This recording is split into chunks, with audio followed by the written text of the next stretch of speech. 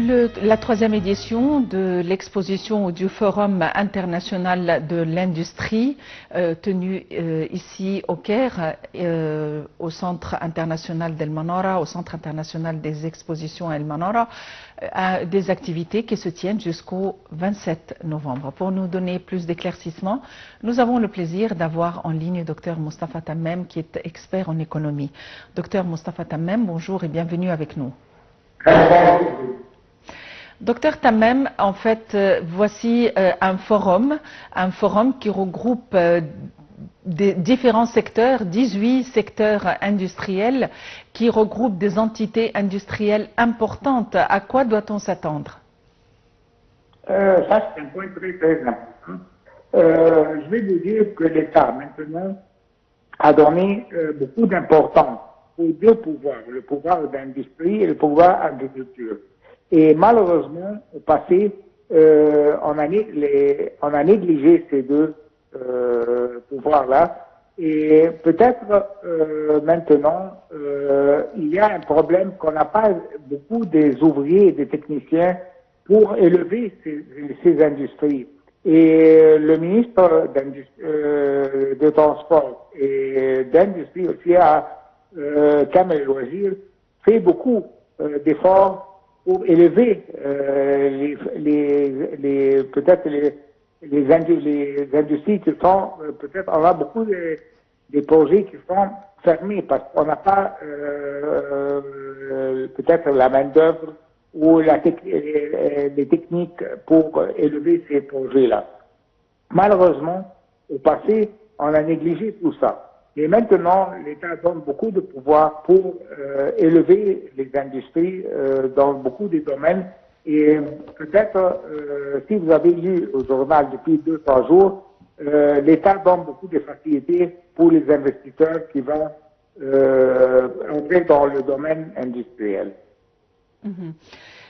En fait, quand on parle de l'industrie, on attache beaucoup d'importance à l'industrie verte, étant donné que le continent africain est plein de ressources naturelles, notamment les ressources minières, qui sont le socle de l'industrie verte. Dans quelle mesure on peut dire qu'à présent, les preneurs de décision optent vis-à-vis de cette vision, c'est-à-dire vont dans la direction de l'industrialisation verte? Ça, c'est un point très important. Et sincèrement, pour les problèmes du climat, beaucoup de pays ont donné d'importance à l'industrie verte. Malheureusement, beaucoup de pays africains, on n'a pas peut-être l'information et les dangers d'avoir l'industrie comme c'était au passé. Et on n'a pas les facilités techniques pour élever l'industrie verte. Mais maintenant, peut-être, l'Égypte peut jouer un rôle parce que elle donne beaucoup d'importance pour les pays africains. Elle peut être un centre entre les pays qui ont l'expérience technique et l'Afrique pour élever les pays dans l'Afrique dans ce domaine-là. Oui. Maintenant, il faut dire que tous les leaders du monde, quand ils parlent de l'industrie, ils prennent en considération les recommandations des différentes COP, du moins la COP 27, la COP 28 et la COP 29. À votre avis, est-ce qu'il y a des changements importants qui vont avoir lieu? Ça va prendre un peu de temps parce que certainement, au début, après ces conférences-là, on doit mettre un plan d'action. Et il y aura des obstacles, peut-être spécifiquement dans les pays africains où il y a la bureaucratie et des problèmes avec les finances et tout ça. Peut-être si on a un comité qui peut élever ces problèmes-là, ça va donner un pouvoir pour élever l'industrie verte dans les pays africains spécifiquement.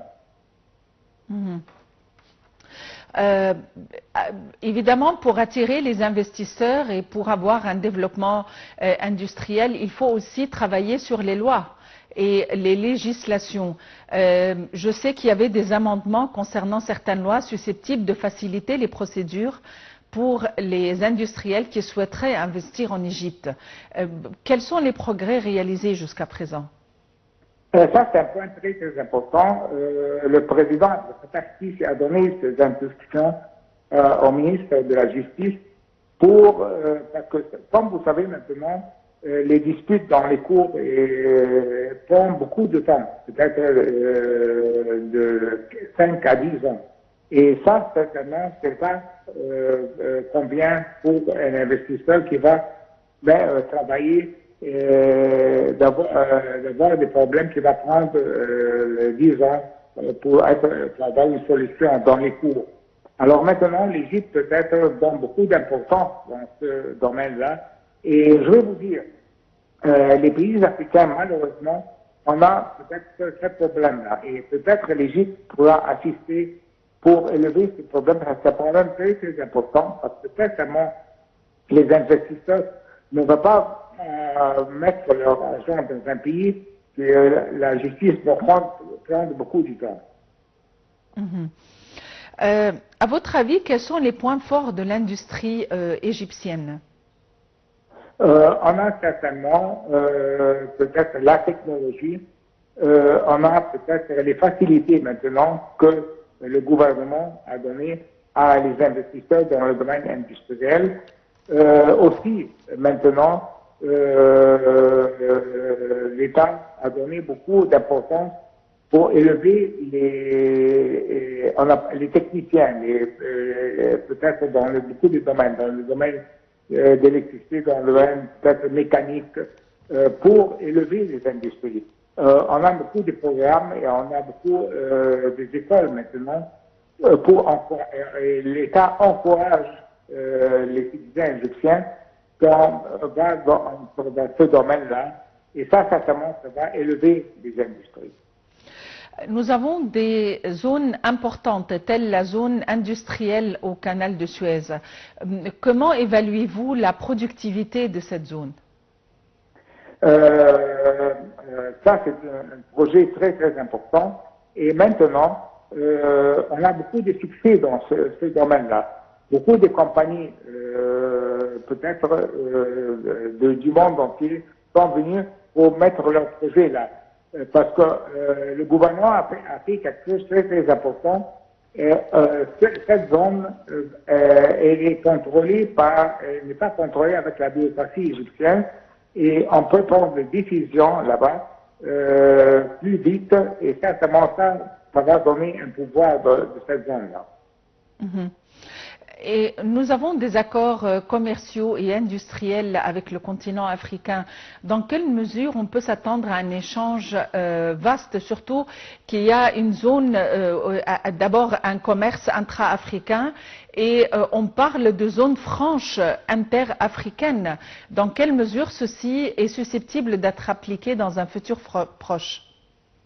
Ça va prendre un peu de temps parce que, comme je l'ai dit, il y a beaucoup d'obstacles dans ces pays-là et certainement l'Égypte va donner beaucoup d'assistance dans ces domaines, dans la bureaucratie, dans les finances aussi, et pour avoir les main-d'œuvre professionnelles, les techniciens, pour travailler dans ces projets-là.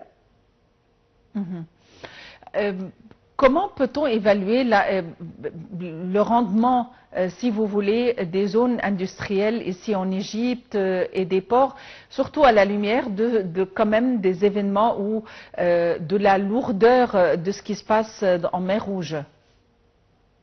Certainement, ça c'est un point très très important.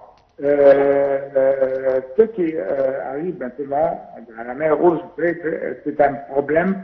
Et même moi, je pense que le monde entier maintenant va avoir beaucoup d'efforts pour arrêter, pour avoir la domaine politique stable, parce que ça donne un effet négatif, pas seulement pour la mer Rouge, mais pour le commerce qui va via la mer Rouge, ça donne beaucoup d'effets négatifs. Alors maintenant, moi, je pense que le monde entier va réaliser qu'on doit avoir une paix dans cette zone-là pour avoir la stabilité politique.